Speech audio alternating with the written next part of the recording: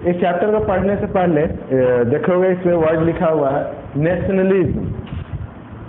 Nationalism जो word है ना, अगर तुम थोड़ा सा पीछे चले जाओ तो अगर नेशनलिज्म इन इंडिया पढ़े होगे तो वहाँ पे नेशनलिज्म के बारे में बताया गया होगा कि नेशनलिज्म होता क्या। एक्चुअली में नेशनलिज्म का मतलब होता है फीलिंग ऑफ नेशन, जो हम लोग अपने नेशंस को फील करते हैं, ठीक है ना।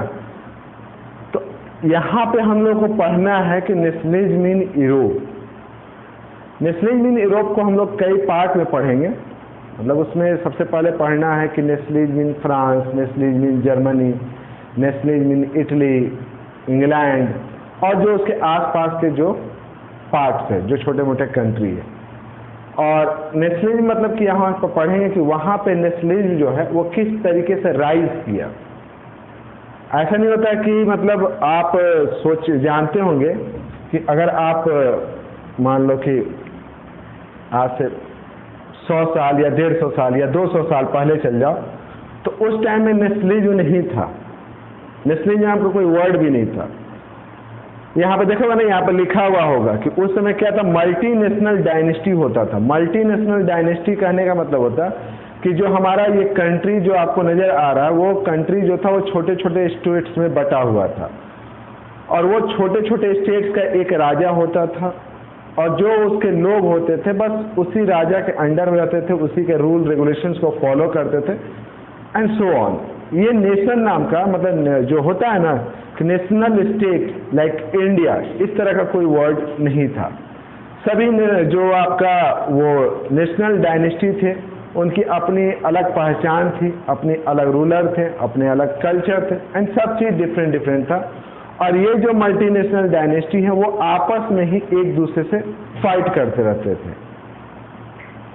और उसका फायदा आपको पता होगा कि इंडिया के बारे में अभी बात कर रहे हैं, बाद में हम लोग यूरोप पे आते हैं। तो आपको मालूम होगा कि उस समय जब मल्टीनेशनल डायनेस्टी था सब आपस में फाइट करते रहते थे और उसका फायदा कौन उठाता था, तो बाहरी जो स्टेट्स हैं। लेकिन आज वैसा नहीं है। आज मल्टीनेशनल डायनेस्टी पूरा खत्म हो चुका है। अब आप एक नेशनल स्टेट्स, इंडिया एक नेशनल स्टेट्स है। हम सभी की एक कॉमन लैंग्वेज है, कॉमन फ्लैग है, कॉमन कल्चर भी कह सकते हैं आप लोग, और हम लोग का एक सेंट्रलाइज एडमिनिस्ट्रेशन सिस्टम है जो हम लोग सबको कंट्रोल करता है। लेकिन जो आज जिस फॉर्म में हम अपने गवर्नमेंट को देखते हैं, शायद आज से 100 साल 200 साल पहले ऐसा नहीं था। तो आपको यहाँ पे इस चैप्टर के अंदर में यही पढ़ना है कि ये जो नया फॉर्म आ गया, जो इस तरह से नेशनल स्टेट का फॉर्मेशन हो गया, आज जो हम अपने देश से इतना ज़्यादा प्यार करते हैं कि देश के लिए हम कुछ भी करने को तैयार हो जाते हैं, ये हमारे अंदर फीलिंग कैसे जागा। पहले ऐसा नहीं था। अगर ऐसे पहले रहता ना कि हमारे अंदर देश के प्रति बहुत ज़्यादा प्यार रहता और हम देश के लिए कुछ भी करने के लिए तैयार हो जाते, तो 1857 का आपको रिवॉल्ट याद होगा। 1857 के रिवॉल्ट में इंडिया नहीं हारता क्योंकि इंडिया की आबादी जिस हिसाब से थी, इंग्लैंड की आबादी उसके मतलब बराबर तो छोड़ दीजिए, कई गुना कम था। लेकिन 1857 के रिवॉल्ट के टाइम हमारे अंदर जो फीलिंग ऑफ नेशनलिज्म था, वो फीलिंग ऑफ नेशन जो था, हमारा एक नेशनल स्टेट जो था, ये सब चीज़ें नहीं थी। तो इन्हीं सब चीज़ों के बारे में आपको स्टडी करना है। जब आप नेशनलिज्म इन इंडिया पढ़िएगा तो वहाँ पे पढ़िएगा कि कैसे हम सभी जो इंडिया के डिफरेंट डायनेस्टीज थे, डिफरेंट रीजन के रिलीजन के लोग थे, वो कैसे एकजुट हुए और उसमें किस तरीके से उनके अंदर में सेंस ऑफ कलेक्टिव बिलोंगिंग आया।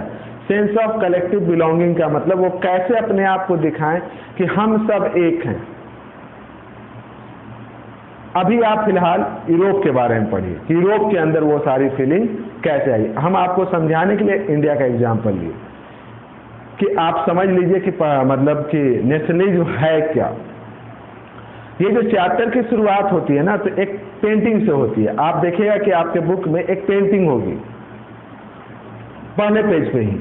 उस पेंटिंग में देखोगे तो पेंटिंग में क्या है, पेंटिंग में देखोगे तो सबसे पहले तो एक स्टैचू उसमें आपको नजर आएगा और स्टैचू के पास देखिएगा तो एक लंबी लाइन है, बहुत सारे लोगों की लाइन है जो एकदम भीड़ में स्टैचू की तरफ मूव कर रहे हैं, प्रे करते हुए, वंदना करते हुए एकदम मूव कर रहे हैं। उसमें कुछ जो लोग हैं, कुछ पीपल वो स्टैचू के पास हैं, कुछ उसके करीब पहुंचने वाले और कुछ काफी दूर हैं। स्टैचू के आसपास देखोगे तो बहुत सारी चीजें टूटी फूटी पड़ी हुई है, और ऊपर देखोगे थोड़ा सा तो ऊपर में आपको गॉड एंड गॉडेस नजर आएगा। ये आपका पिक्चर का डिस्क्रिप्शन है कि उसमें है क्या। आप जब पिक्चर को गौर से देखिएगा तो आप देखिएगा कि उसमें क्या क्या चीज है। पहले तो आप ये तो देख लीजिए ना कि क्या क्या चीज हैं, पहले क्या क्या चीज है, फिर आप रिलेट कीजिए कि वो क्यों है, कैसे है। तो अब आते हैं उस पिक्चर के बारे में कि वो पिक्चर है क्या। बाकी चीज तो ठीक है कि वहां पे एक स्टैचू है, बहुत सारे लोग हैं, वहां पे बहुत सारी चीजें टूटी फूटी पड़ी हुई हैं, ऊपर में गॉड एंड गॉडेस हैं। आखिर ये किस चीज को सिंबलाइज करता है? तो अगर आप इस पिक्चर के बारे में बात कीजिएगा तो एक फ्रांस के ही एक आर्टिस्ट है, फ्रेडरिक सोलियो। तो उन्होंने ना 1848 में कुल 4 पेंटिंग बनाई थी, सीरीज ऑफ 4 पेंटिंग, और उसी सीरीज में से ये एक पेंटिंग जो आपके बुक में दी हुई है। इस पेंटिंग को अगर आप देखिएगा तो इसमें क्या है ना कि ज्यादातर जो लोग हैं, इसमें जो लोग हैं, जो पीपल्स हैं, they are belonging from the America और यूरोप। ये अमेरिका और यूरोप के लोग हैं। इसमें मर्द भी हैं, औरत भी हैं, सभी एज के हैं, सभी सोशल क्लास के हैं, और सभी एक साथ एक लाइन में, एक ट्रेन में अगर बोला जाए तो एकदम लाइन में स्टैचू की तरफ मूव कर रहे हैं। जो स्टैचू है that's statue of liberty, statue of liberty, ठीक ना। तो ये स्टैचू ऑफ लिबर्टी है। आपको पता होगा कि फ्रांस में भी क्या हुआ था कि जब फ्रेंच रिवॉल्यूशन हुआ था तो उसमें लिबर्टी के लिए एक वुमेन्स की स्टैचू को यूज किया गया था। आज हम लोग भी भारत के अंदर में ना, भारत का अगर इमेजिनेशंस करते हैं तो एक लेडी के फॉर्म में करते हैं, भारत माता। और आप देखेंगे कि दशहरा का टाइम में भी हम लोग भारत माता का एक स्टैचू बनाते हैं जो एक वुमेन्स है। तो वहाँ भी वुमेन्स के फॉर्म में, वहाँ की जो आज़ादी की देवी है उनको एक लेडी के फॉर्म में दिखाया गया। That's the statue of liberty. तो स्टैचू ऑफ लिबर्टी के सामने में एक लंबी लाइन है जिसमें जो लोग हैं वो अमेरिका, इंग्लैंड से बिलोंग करते हैं, वो डिफरेंट एजेस के हैं, मैन हैं, वुमेन्स हैं, और डिफरेंट सोशल क्लासेस के। ऐसा नहीं कि एक पर्टिकुलर क्लास के लिए, सभी सोशल क्लासेस के, और तेजी से स्टैचू की तरफ बढ़ रहे हैं। अब आप स्टैचू की बात कीजिए, ये तो लोग हो गए कि उस पीपल जो है ना उसमें कौन से लोग हैं। अगर आप स्टैचू की बात कीजिएगा तो स्टैचू के 2 हाथ, एक हाथ में टॉर्च ऑफ एनलाइटमेंट है, ऐसे देखिएगा, ये आपका इस तरह से उठा हुआ है, तो यहाँ पे टॉर्च ऑफ एनलाइटमेंट है, और इस हाथ में बुक ऑफ चार्टेड है।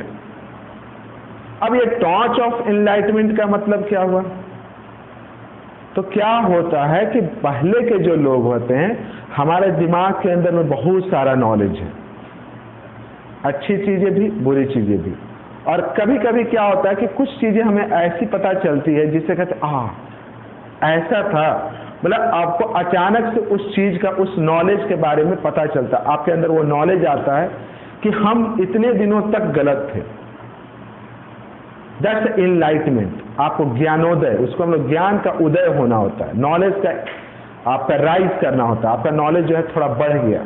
पहले जो हम चीज मानते थे अब नहीं है। That's the torch of enlightenment. क्योंकि एक लंबे टाइम तक जो पीपल थे वो लोग अपने राजा के ऊपर में काफी ज्यादा ट्रस्ट करते थे, काफी फेथ करते थे, उन्हें देवी देवताओं की तरह मानते थे। लेकिन अब जो है ना, इनका दिमाग खुल चुका है, अब ये उस तरीके से नहीं रहना चाहते। That's a torch of enlightenment. And second hand में जो है चार्टेड ऑफ बुक, जिसमें एक आदमी की क्या क्या राइट्स होना चाहिए, क्योंकि पहले कुछ राइट नहीं था, लेकिन वो एक राइट क्या होना चाहिए वो उस किताब में लिखी हुई है। ये जो भी चीजें आप पिक्चर के बारे में पढ़ रहे हैं, फिर से आपको एक बार बता दें कि ये जितनी भी चीजें आप पढ़ रहे हैं ना, वो पिक्चर जो है कोई रियल पिक्चर नहीं है। जो फ्रेडरिक सोलियो थे उन्होंने क्या किया था, एक विजुलाइज किया था, एक दुनिया को विजुलाइज किया था क्योंकि उस समय ये जो चीज़ें आप पढ़ रहे उस समय वैसी नहीं थे, उस समय तो कंप्लीट मोनार्की सिस्टम था। लेकिन उन्होंने एक दुनिया को विजुअलाइज किया, एक दुनिया, एक संसार की कल्पना की, और एक ऐसे संसार की कल्पना की जहां पे डेमोक्रेसी हो, सोशल रिपब्लिक हो। डेमोक्रेसी हो मतलब कि जो पावर हो वो राजा के पास नहीं हो करके वो जनरल सिटीजन के पास हो। तो ये जो भी आप पिक्चर, ये जो भी चीज़ें आप पढ़िएगा ना, ये सारा इमेज जो है, एक जो फ्रेडरिक सॉर्यू हैं उन्होंने इमेजिनेशन से, उनका इमेजिनेशन का दुनिया है वो। तो उसमें स्टैचू ऑफ लिबर्टी क्लियर है। तो ये एक पूरा का पूरा आप देखिएगा कि पिक्चर के अंदर में पूरा विजुअलाइज किया गया है दुनिया को और फिर दिखाया गया। अब हम उस पर और आगे चलते हैं। उससे पहले आप देखिएगा कि इस स्टैचू के पास, स्टैचू ऑफ लिबर्टी में torch, enlightenment and charter of right, जिसमें कहा गया है कि चूंकि उस समय तक लोगों के पास किसी तरह का राइट नहीं था, मोनार्की सिस्टम में लोगों के पास राइट कहाँ था, कुछ भी राइट नहीं था। राजा जो बोल दिया सो बोल दिया। तो कहा कि नहीं, लोगों के पास कुछ राइट्स होना चाहिए। तो वो सिंबलाइज करना चाहिए, तो लोगों के पास कुछ राइट होना चाहिए। उसके बाद अगर आप देखिएगा तो उस स्टैचू के आसपास बहुत सारी चीजें टूटी फूटी बिखरी पड़ी हुई है। अब वो जो टूटी फूटी बिखरी चीजें हैं वो है क्या? तो वो है पुराना राजशाही, जो राजा महाराजाओं का जो था ना, उन्हीं को वो सिंबलाइज करता है कि उन्हीं की जो चीजें हैं, चाहे उनका मुकुट हो, उनका सिंहासन हो, गद्दी हो, महल हो, उन्हीं सारी चीजों को तोड़ फोड़ करके वहां पे दिखाया गया कि वो जो रिमेन है, दे सिंबलाइज द एब्सोल्यूट इंस्टीट्यूशंस, कि अब भैया ये सब खत्म हो चुका है। अब जो राजा महाराजाओं का जमाना था वो खत्म हो चुका है, वो बिखर चुका है, और जो यहाँ पे जो पीपल्स हैं, जो लोग हैं, उनके अंदर में एक नया नॉलेज का प्रचार प्रसार हो चुका है। तो इसीलिए चूंकि उस मोनार्की सिस्टम को खत्म करके दिखाया गया, इसीलिए उसके जो भी सिंबलाइज करते हुए जो भी चीजें हैं उसको जमीन पे वहां पे तोड़ फोड़ करके दिखाया गया। अगर आप इस पिक्चर को और देखिएगा तो आप देखिएगा ना कि यहाँ पे जितने भी लोग हैं बहुत लंबी लाइनें हैं। अब ये जो लंबी लाइनें हैं, अब इन लाइनों में डिफरेंट सेक्शंस और डिफरेंट कंट्री के लोग हैं। अब ये जो डिफरेंट कंट्री के लोग हैं, तो इन डिफरेंट कंट्री के लोग की पहचान कैसे होगी? तो उन लोगों की पहचान उनके ड्रेस से होती है, कि जो लोग हैं जो इस जुलूस में जो लंबी लाइनें लगी हुई हैं वो डिफरेंट कंट्री से बिलोंग करते हैं, और डिफरेंट कंट्री से बिलोंग करते हैं, उनकी पहचान उनके ड्रेस से होता है। अब इन लोगों को लीड कौन कर रहा है? तो इन लोगों को लीड कर रहा है अमेरिका एंड स्विट्जरलैंड, जो स्टैचू के पास पहुंच चुका है। देखिएगा तो स्टैचू के पास अमेरिका और स्विट्जरलैंड को एकदम पास में दिखाया गया, एकदम पहुंच चुका है। बिकॉज उस टाइम तक 1848 में जब ये पेंटिंग विजुअलाइज करके बनाई जा रही थी, उस समय तक स्विट्जरलैंड और अमेरिका एक नेशनल स्टेट बन चुका था। तो उसको उस स्टैचू के पास दिखाया जा रहा। मतलब यहाँ पे जो फ्रेडरिक सॉर्यू हो ये बताने की कोशिश कर रहे हैं, ये दो कंट्री आप लोग को लीड कर रहे हैं। लीड कर रहे हैं मतलब कि आपको ये दिखा रहे हैं कि जब वहां पर नेशनल स्टेट का फॉर्मेशन हो सकता है, आप क्यों नहीं। एंड उसके पीछे अमेरिका और स्विट्जरलैंड के जस्ट पीछे फ्रांस है, जो अब हाल फिलहाल में नेशनल स्टेट का फॉर्मेशन हुआ है। क्योंकि ये 1848 का है ना, तो आपको मालूम होगा कि फ्रांस में जो नेशनल स्टेट का फॉर्मेशन हुआ था वो आफ्टर द फ्रेंच रिवॉल्यूशन हो गया था। तो जस्ट उसके बाद फ्रांस को दिखाया गया, जो कि अभी हाल फिलहाल में हुआ। और फ्रांस के पीछे जर्मनी को दिखाया गया। जर्मनी की पहचान जो होती है उसके झंडे से होती है। जर्मनी का जो झंडा है वो ट्राई कलर का है, black, red and golden colour का। अब सोचने वाली बात है कि यहाँ पे जर्मनी को भी एक ट्राई कलर के फ्लैग लिए हुए हाथ में इस पिक्चर में दिखाई गई है। लेकिन सोचने वाली बात क्या है? बात यह है कि 1848 में जर्मनी कोई नेशनल स्टेट नहीं था, लेकिन सोचिए कि उस समय वो विजुअलाइज किया उसको, और बाद में इन्हीं सब चीज़ों ने वहाँ के जो लोग थे उनके अंदर एक तरीके से मतलब मोटिवेशन का काम किया, और बाद में वहाँ पे एक नेशनल स्टेट का फॉर्मेशन हुआ जर्मनी में।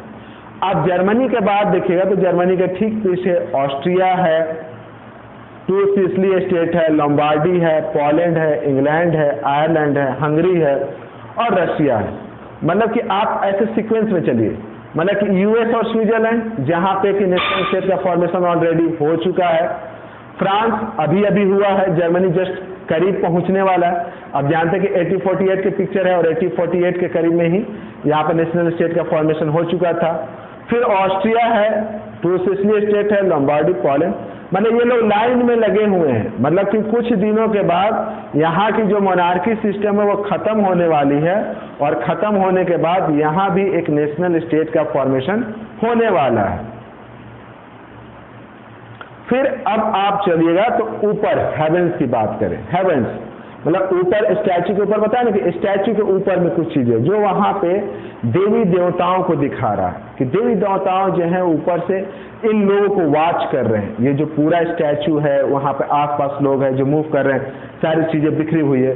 तो हेवन से ऊपर से इन लोगों को वो जो गॉड एंड गॉडेस है उन लोगों को गौर से वॉच कर रहे हैं, वॉच करके उसको अपने आप में मतलब कि समझिए कि खुश हो रहे हैं कि हाँ ये सभी चीजें जो हो रही है वो सही हो रहा।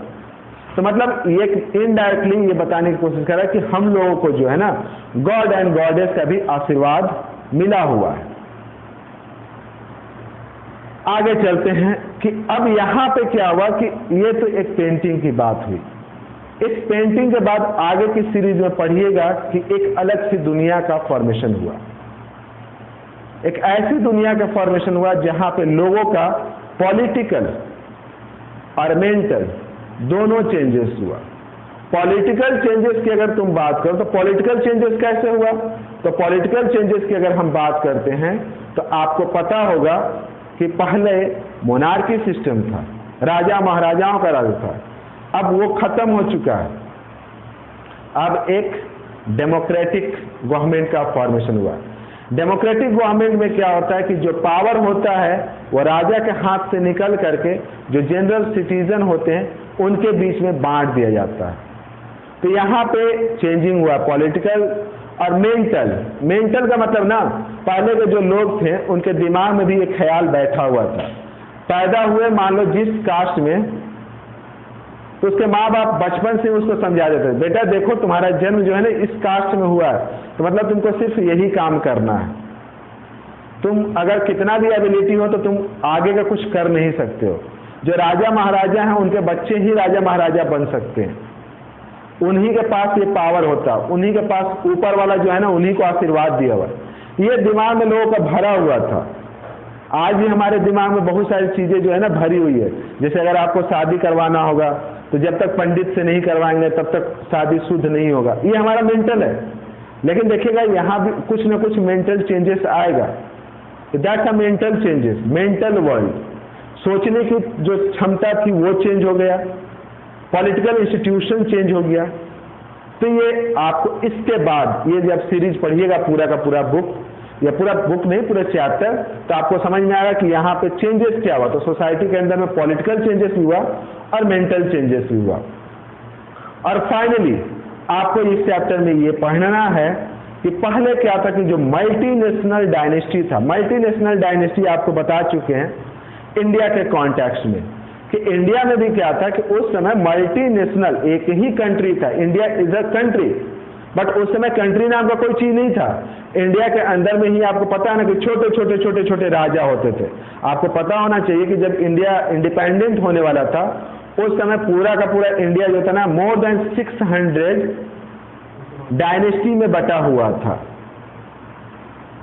वो तो भला मानुस सरदार वल्लभ भाई पटेल का, जिन्होंने सबको मिला करके एक इंडिया का फॉर्मेशन किया, मतलब मल्टीनेशनल डायनेस्टी को मिला करके एक नेशनल स्टेट बनाया, and that national state is called India.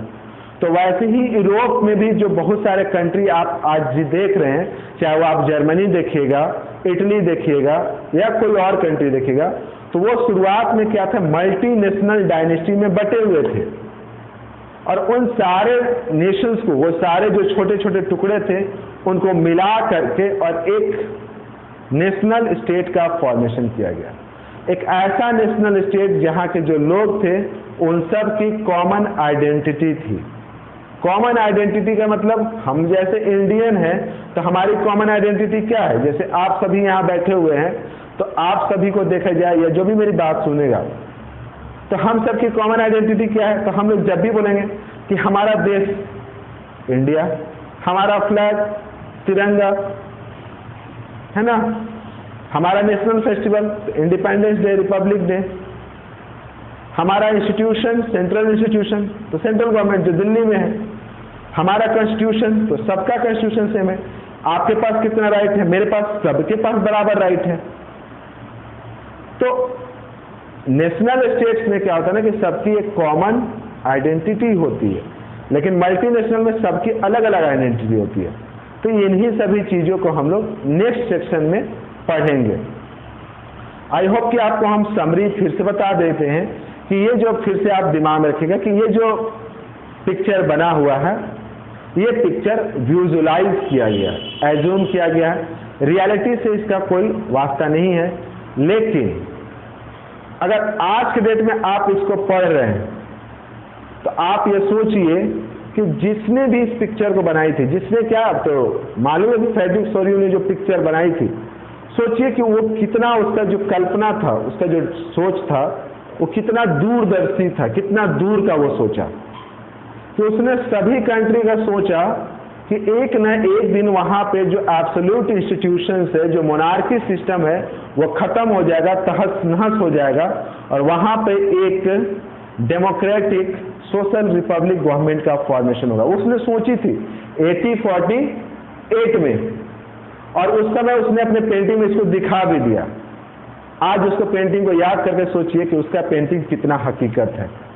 तो लगा कि हाँ, उसने जो भी पेंटिंग बनाई थी उसका हकीकत से आज बहुत वास्ता है।